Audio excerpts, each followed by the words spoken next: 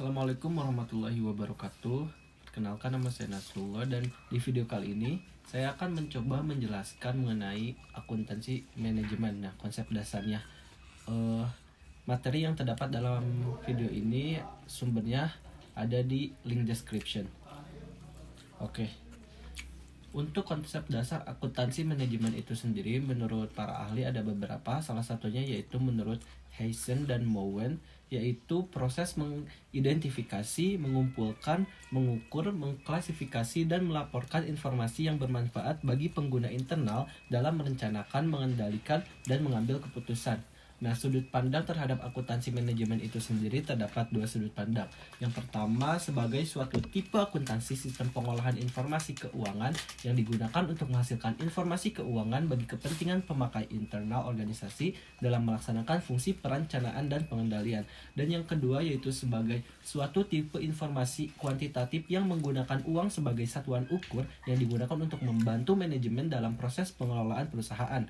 Nah, tipe akuntansi yaitu ada akuntansi keuangan, mengelola informasi keuangan untuk memenuhi keperluan manajemen puncak dari pihak luar, contoh neraca, perubahan modal, arus kas, catatan atas laporan keuangan. Nah, untuk akuntansi manajemen mengolah informasi keuangan untuk memenuhi keperluan organisasi dan melaksanakan fungsi perencanaannya. Contohnya yaitu laporan kinerja manajer. Nah, sudut pandang akuntansi manajemen sebagai informasi dibagi dua, yaitu informasi kuantitatif dan non kuantitatif. Untuk informasi akuntansi dibagi menjadi tiga, yaitu informasi akuntansi keuangan, akuntansi manajemen, dan informasi akuntansi manajemen juga dibagi tiga, yaitu informasi akuntansi penuh, diferensial, dan pertanggungjawaban. Nah, penggunaan informasi akuntansi manajemen yang pertama sebagai objek informasi, yang kedua sebagai alternatif yang akan dipilih, yang ketiga yaitu wewenang manajer. Informasi akuntansi penuh adalah seluruh aktiva, seluruh pendapatan yang diperoleh, dan seluruh sumber yang dikorbankan suatu objek informasi selalu berhubungan dengan objek informasi. Nah, informasi akuntansi diferensial yaitu taksiran perbedaan aktiva, pendapatan, dan biaya dalam alternatif tidak tertentu dibandingkan dengan alternatif tindakan lain. Selalu berhubungan dengan pengambilan keputusan, pemilihan alternatif, tindakan yang terbaik di antara alternatif yang tersedia. Informasi akuntansi pertanggungjawaban yaitu informasi aktiva, pendapatan, dan biaya yang dihubungkan dengan manajer yang bertanggung jawab atas pusat pertanggungjawaban tertentu dan selalu berhubungan dengan pelaksanaan anggaran. Ya, merupakan informasi yang penting juga dalam proses pengendalian manajemen, menyajikan informasi realisasi pendapatan dan biaya menurut manajer yang bertanggung jawab. Informasi akuntansi penuh. Manfaat informasi masa lalu yaitu pelaporan informasi keuangan, analisis kemampuan menghasilkan laba untuk menjawab pertanyaan berapa biaya yang telah dikeluarkan untuk sesuatu, penentuan harga jual dalam atau cost type contract. Nah, manfaat informasi masa yang akan datang yaitu penyusunan program, penentuan harga jual norma, harga transfer, harga jual dalam perusahaan yang diukur dengan peraturan pemerintah. Informasi akuntansi diferensial manfaat masa lalu yaitu tidak ada manfaat masa yang akan datang. Nah, pengambilan keputusan pemilihan alternatif baik jangka pendek maupun jangka panjang. Informasi akuntansi pertanggungjawaban manfaat masa lalunya yaitu penilaian kinerja manajer, pemotivasian manajer. Manfaat informasi masa yang akan datang yaitu penyusunan anggaran. Lalu tujuan umum informasi akuntansi manajemen.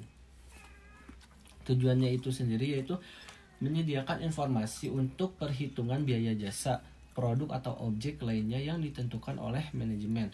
Untuk akurasi perhitungan biaya produk atau jasa itu menyediakan informasi untuk perencanaan, pengevaluasian dan perbaikan berkelanjutan.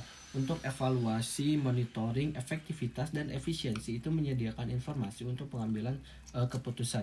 Untuk pengambilan keputusan strategis, model operasional, sistem informasi akuntansi manajemen.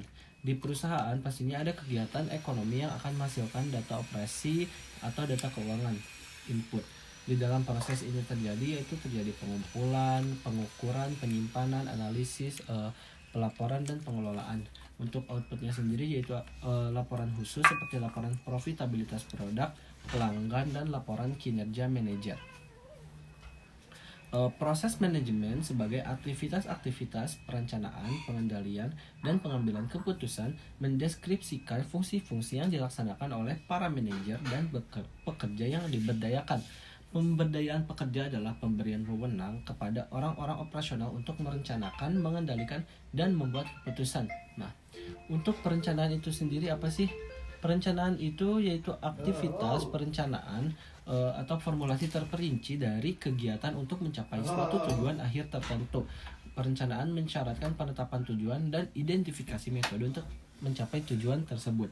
Untuk pengendalian sendiri yaitu aktivitas dari pihak manajerial untuk memonitor pelaksanaan dari perencanaan dan mengambil tindakan perbaikan yang dibutuhkan.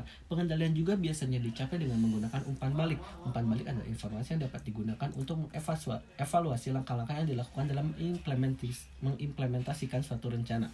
Nah, untuk pengambilan keputusan itu proses pemilihan di antara keputusan yang berkaitan dengan perencanaan dan pengendalian. Manajer tidak dapat membuat rencana tanpa mengambil keputusan. Manajer harus memilih di antara beberapa tujuan dan metode untuk melaksanakan tujuan yang dipilih. Oke, apa sih definisinya itu sendiri? Jadi akuntansi manajemen itu disiplin ilmu yang berkenaan dengan penggunaan informasi akuntansi oleh para manajemen dan pihak-pihak internal lainnya untuk penghitungan biaya produk, perencanaan, pengendalian, dan evaluasi serta pengambilan keputusan. Mengapa para manajer membutuhkan informasi akuntansi manajemen ini? Yaitu karena para manajer, pekerja, dan eksekutif menggunakan informasi akuntansi manajemen untuk mengidentifikasi masalah, memecahkan masalah, dan mengevaluasi kinerja. Dan pada dasarnya informasi akuntansi manajemen ini membantu manajer menjalankan perannya dalam perencanaan, pengendalian, dan pengambilan keputusan. Model operasional sistem informasi akuntansi manajemen ini itu ada input, kegiatan ekonomi, proses pengumpulan, pengukuran, dan pengelolaan outputnya, laporan khusus, biaya produk, dan komunikasi pribadi.